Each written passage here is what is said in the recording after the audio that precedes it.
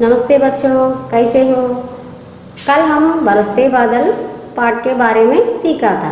चलो आज हम सीखेंगे दूसरा पाठ ईदगाह। इससे पहले पाठ पढ़ने से पहले कुछ बातचीत करेंगे। बच्चों बोलो, तुम सबसे ज़्यादा खुश कब होते हो? ज़्यादा खुश छुट्टी के दिन। छुट्टी के दिन से भी ज़्यादा खुश कब होते हो? प्रसन्न होते हो, खुशी से कूदते हो।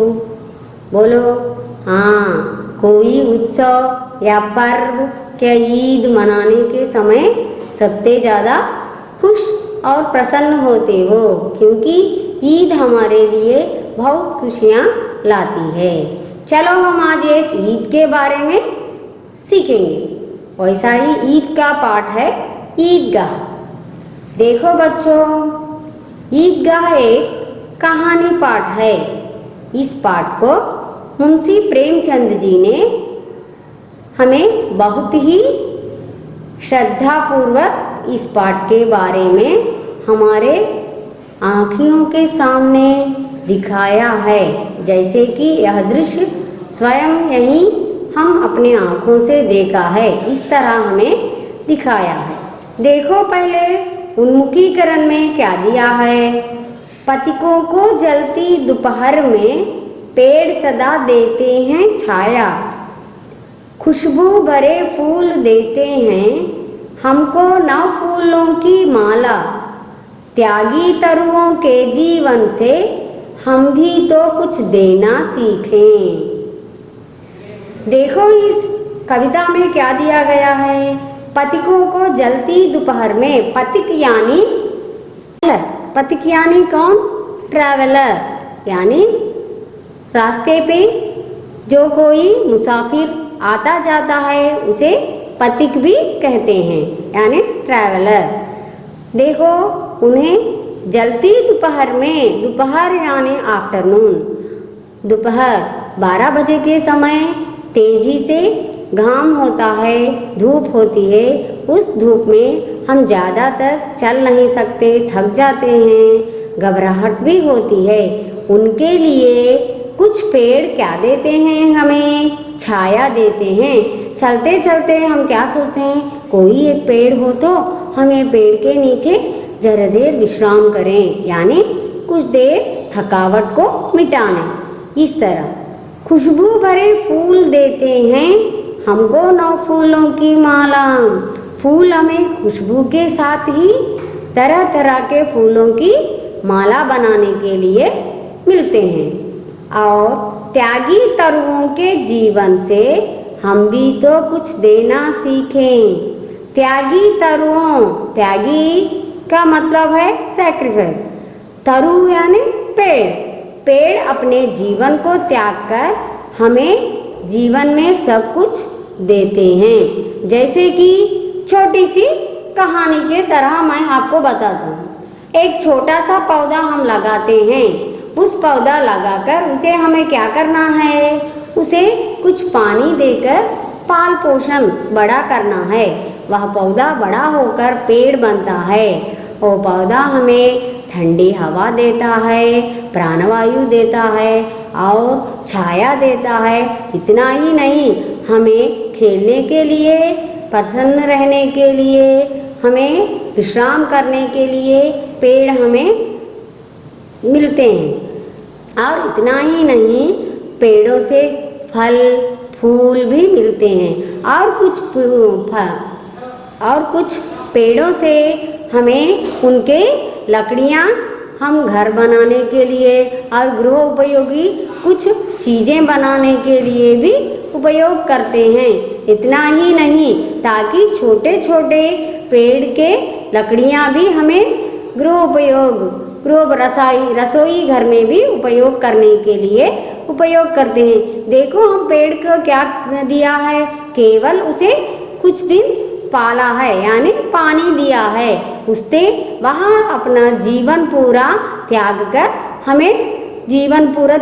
हमें वो फल देता है। जैसे हम फल के लिए एक पत्थर से मारने पर भी, वह चोट खाने पर भी मीठा सा फल हमें देता है। यह सोचता नहीं वे मुझे मारे हैं, मैं उनको फल क्यों दूँ। लेकिन पेड़ सदा हमें क्या देता है? उपकार करता है। यानी हम भी दूसरों के लिए उपकार करना चाहिए। इस कविता से हमें अपने लिए ही नहीं दूसरों के लिए त्याग का भाव भी रखना चाहिए। यह हमें समझाने के लिए लेखक मुंशी प्रेमचंद जी ने इस पाठ को हमें दिया है। चलो अब चलते हैं इस पाठ में कुछ उद्देश्य के बारे में देखेंगे। कहानी विधा से परिचित कराना, छात्रों में कहानी लेखन कला का विकास कराना, यानी बच्चों को बचपना से ही कहानी का शौक होता है। कोई भी बात वह नहीं ठीक समझ सकते हैं, कहानी द्वारा हमें उन्हें समझा सकते हैं। इसीलिए बालकों को छोटेपन से ही उनमें लेखक कहानी कला का विकास कराने के लिए लेखक जी ने हमें इस पाठ को दिखाया है। इसके साथ ही बच्चों में बचपना से ही उनमें त्याग, सद्भाव, विवेक जैसे संवेदनशील, कर्तव्य बोध संबंधित गुणों का विकास कराना, यानी बच्चों में सभी अच्छे गुण, नैतिक गुणों की विशेषण भी हमें बताया है। जैसे कि बच्चों में त्याग का भावना, सद्भावना, सत्प्रवर्तना और विवेक, इंटेलिजेंस और संवेदनशील, समय स्फूर्ति से काम लेने की कला, कर्तव्य बोध, हमारा कर्तव्य क्या है, बच्चों का कर्तव्य क्या है, पढ़ना लिखना, जो अध्यापक बताता है उसे करना चाहिए। यह बच्चों का कर्तव्य है। ऐसे गुणों का, महान गुणों का विकास कराने के लिए इस पाठ में बताया गया है। विधा विशेष। फिर चलें इस पाठ के बारे में। कहानी शब्द कहा धातु के साथ आनीकृत प्रत्यय जोड़ने से बना हुआ है। कहानी शब्द कहा यानी कोई देखा हुआ विषय को कहना, वही कहानी के रूप में यहाँ बताया गया है। किसी घटना या बात का सुंदर ढंग से प्रस्तुत किया जाना, यानी वहाँ होने वाले कुछ ही विषय या संगठन को हम देखकर उसे कहानी के रूप में मोड़ सकते हैं। वही हमारा पाठ है, यह ऐसा ही पाठ है। चलो अब सीखेंगे लेखक परिचय के बारे में। प्रेमचंद जी का जन्म एक गरीब घर में हुआ था। वे बहुत ही गरीब घर में थे। उनका जन्म 31 जुलाई 1880 को हुआ। इनका बचपन में धनपत राय श्रीवास्तव नाम से सब लोग जानते थे। हमें लेखक परिचय में मुंशी प्रेमचंद दिया गया है, लेकिन उनका बचपन का नाम क्या है बच्चों? धनपत राय श्रीवास्तव। वे गरीब थे ना, इसलिए ट्यूशन पढ़ाते हुए, मैट्रिक तथा नौकरी करते हुए, ट्यूशन पढ़ाते हुए मैट्रिक और नौकरी करते हुए बीए पास किया था। इन्होंने लगभग 1 दर्जन उपन्यास और 250 कहानियों की रचना की है। इन्हें उपन्यास सम्राट भी कहा जाता है। गरीब थे ना, इसलिए क्या करते थे? ट्यूशन पढ़ाते थे बच्चों को। मैट्रिक पढ़ लिया, अपना भी खुद पढ़ते थे, यानी पढ़ाते और पढ़ते थे। वह भी एक विद्यार्थी थे और उपाध्याय भी थे। और नौकरी भी, छोटी मोटी नौकरी भी करते हुए बीए भी पास किया, यानी उनको पढ़ने की उत्सुकता थी और पढ़ना यह समझकर वे नौकरी करते थे, तब भी पढ़ते थे। और वे कहीं लगभग 1 दर्जन उपन्यास मीन्स स्पीचेस, उपन्यास लिखा है और 250 से अधिक कहानियाँ भी लिखे हैं। इन्हें हमारे साहित्य में उपन्यास सम्राट से संबोधित करते हैं। इनकी कहानियाँ मानस सरोवर शीर्षक से 8 खंडों में संकलित हैं, यानी इनके कहानियों को एक बड़ी मानस सरोवर नामक, मानस सरोवर यानी आप जानते हैं ना सरोवर के बारे में, हिमालय में रहता है ना, उस मानस सरोवर में कहीं नदियों का पानी भी मिलता है, सब कुछ मिलता है। इसीलिए उनके तरह तरह के कहानियों भी इस मानस सरोवर में लिखे हुए 8 खंडों में यानी 8 भागों में प्रचलित हैं।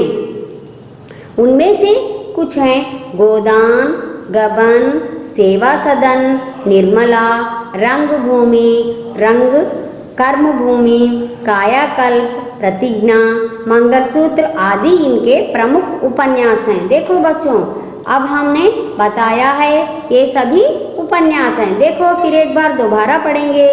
गोदान, गबन, सेवा सदन, निर्मला, कर्मभूमि, रंगभूमि, कायाकल्प, प्रतिज्ञा, मंगलसूत्र आदि इनके प्रमुख उपन्यास हैं। इनकी प्रमुख कहानियों में पंच परमेश्वरी, बड़े घर की बेटी, कफन आदि प्रमुख हैं। इनके कहानियाँ पंच परमेश्वरी, बड़े घर की बेटी, कफन आदि प्रमुख हैं। उनका निधन सन 1936 में हो गया था। उनका निधन कब हो गया था? 1936 में हो गया था। निधन यानी मरण। चलो देखते हैं, अब विषय में प्रवेश करेंगे यानी पाठ के। प्राचीन काल से ही नैतिक मूल्य भारतीय जीवन के प्रतिबिंब रहे हैं। यह हमें तो पता है। हमारे देश के नैतिक मूल्यों को ही थोड़े दूसरे देशों में भी अपनाया जा रहा है। जैसे कि हमारे देश में बचपन से ही नैतिक मूल्यों का ग्रहण होता है। इसका रूप हर भारतीयों में समान है।